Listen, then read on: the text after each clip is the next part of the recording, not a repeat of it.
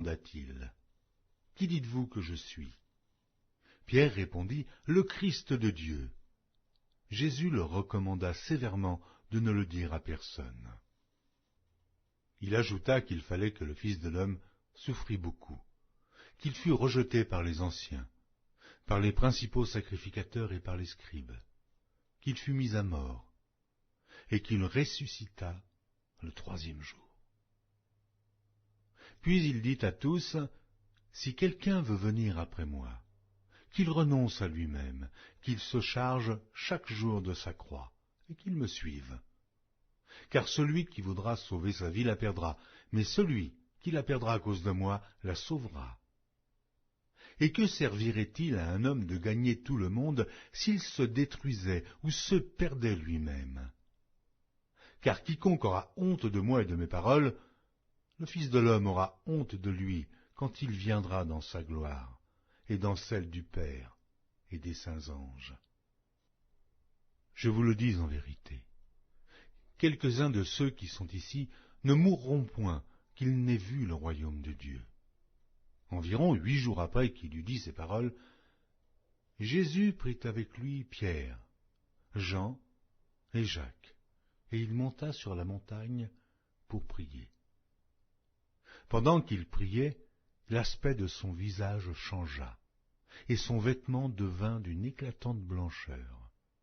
Et voici, 2 hommes s'entretenaient avec lui, c'étaient Moïse et Élie, qui, apparaissant dans la gloire, parlaient de son départ qu'il allait accomplir à Jérusalem. Pierre et ses compagnons étaient appesantis par le sommeil. Mais, s'étant tenus éveillés, ils virent la gloire de Jésus et les 2 hommes qui étaient avec lui. Au moment où ces hommes se séparaient de Jésus, Pierre lui dit, « Maître, il est bon que nous soyons ici. Dressons 3 tentes, une pour toi, une pour Moïse et une pour Élie. » Il ne savait ce qu'il disait.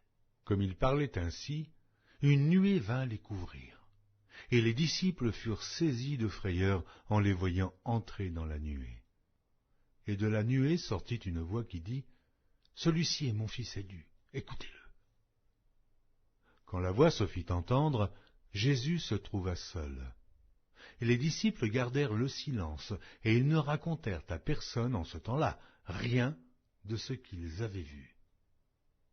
Le lendemain, lorsqu'ils furent descendus de la montagne, une grande foule vint au-devant de Jésus. Et voici, du milieu de la foule, un homme s'écria, « Maître, je t'en prie, porte les regards sur mon fils, car c'est mon fils unique. Un esprit le saisit, et aussitôt il pousse des cris, et l'esprit l'agite avec violence, le fait écumer, et a de la peine à se retirer de lui, après l'avoir tout brisé. J'ai prié tes disciples de le chasser, ils n'ont pas pu. » « Race incrédule et perverse, répondit Jésus, jusqu'à quand serai-je avec vous, et vous supporterai-je? Amène ici ton fils. Comme il approchait, le démon le jeta par terre et l'agita avec violence. Mais Jésus menaça l'esprit impur, guérit l'enfant et le rendit à son père. Et tous furent frappés de la grandeur de Dieu. Tandis que chacun était dans l'admiration de tout ce que faisait Jésus, il dit à ses disciples, « Pour vous, écoutez bien ceci. Le Fils de l'homme doit être livré entre les mains des hommes. » Mais les disciples ne comprenaient pas cette parole. Elle était voilée pour eux, afin qu'ils n'en eussent pas le sens, et ils craignaient de l'interroger à ce sujet. Or une pensée leur vint à l'esprit, savoir lequel d'entre eux était le plus grand.